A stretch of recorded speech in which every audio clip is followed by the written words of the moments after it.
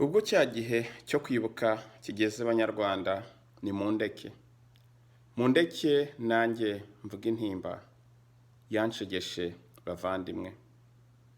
Maze iminsi numva bavuga ngo bafite ipfunwe, ipfunwe n'abatangiriye nabi bakarihanika.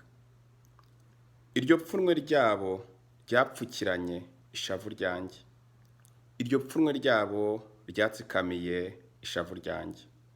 Aya ni amagambo ya Mutagatifu Maritiri Kizito Mihigo. Ndagira ngo ngire icyo mbabwira Abanyarwanda, maze kureba indirimbo ya Kizito kuri YouTube, nkumva n'amagambo ayirimo, hari icyo nshaka kubabwira. Kizito ni umuntu navuga ngo mu mateka Abanyarwanda tutigeze tugira. Kizito yabashije kurenga ubwoko, arenga ibintu byose byadutandukanyaga, yigisha urukundo. Iyo Kizito aririmba indirimbo numva ari njyewe yayandikiye, kuko njye ubabwira napfushije abantu mu muryango wanjye, bamwe bicwa n'interahamwe, abandi bicwa n'inkotanyi. Ariko uko leta y'u Rwanda ubu ngubu yibuka, isaba yuko hari igice cy'Abanyarwanda kigomba kwibukwa n'ikindi kigomba kwibagirana. Navuga ngo impamvu ni uruhare leta yabigizemo igihe bari barimo kurwana bafata ubutegetsi no mu gihe bageze ku butegetsi.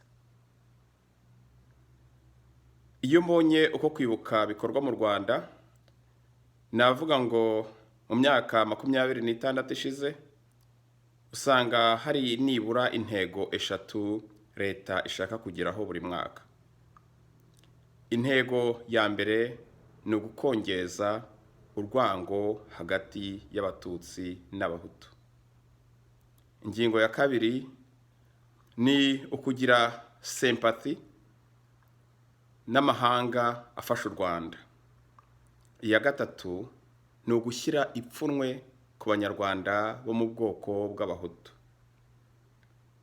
Kizito Mihigo yabashije kubona yuko iri pfunwe bashyira ku Banyarwanda bo mu bwoko bw'Abahutu idashobora gutuma na gato tugera ku bwiyunge. Yararirimbye urukundo, yaririmbye amahoro, ariko leta yabonye yuko nta mwanya ubutumwa bwa Kizito bufite mu Rwanda. Uko yapfuye mwese murabizi. Ndagira ngo mbabwire rero Banyarwanda bavandimwe, intambwe ya mbere tugomba gutera yo kugera ku bwiyunge ni ukubanza kwikura mu ipfunwe, ni ukubanza kwifatanya n'abo ngabo bagiye ba mu ipfunwe imyaka 26 ishize. Bavandimwe, niba nta muntu wishe, nta muntu atungiye agatoki, ntawe wagambaniye, ni kuki wagira ipfunwe ryo kwitwa Umuhutu?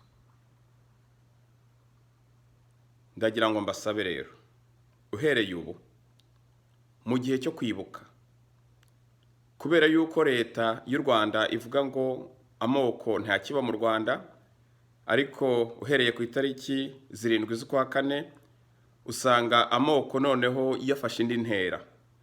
Usanga ibinyamakuru bya leta birimo gusohora inyandiko zihembera urwango, bazi kugira theme nziza cyangwa bava insanganyamatsiko nziza ngo twibuke twiyubaka.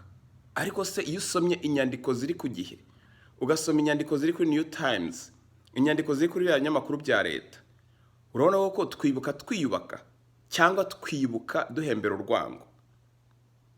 Ndabasabye rero, abagumishijwe mu ipfunwe imyaka 26, intambwe ya mbere ni ukwemera ko muri Abahutu, kandi mukemera ko Umuhutu ntibisobanuye umujenosideri, Umuhutu ntibisobanuye umwicanyi. Ndabasabye gukoresha social media, mujye kuri social media mwandike ngo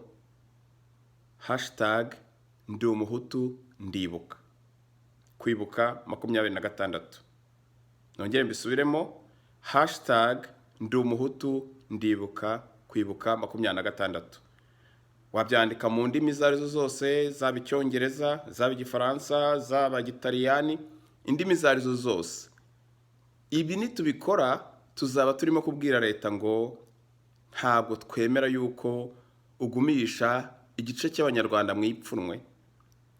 Ntabwo kuvuga ngo ndibuka ndi umuhutu ntabwo mvuze ngo bizakorwe n'abitwa abahutu gusa, ahubwo n'undi uwo ari we wese wumva ko iryo pfunwe ryagombye kurangira, ndamusaba ko yajya akoresha iyo hashtag.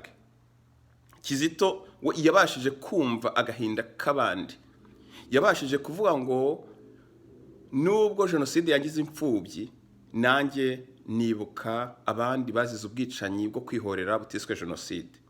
Murakoze bavandimwe, reka urukundo ruhoreho, Imana ibarindaho muri mwese. Ni Innocent Ndagijimana.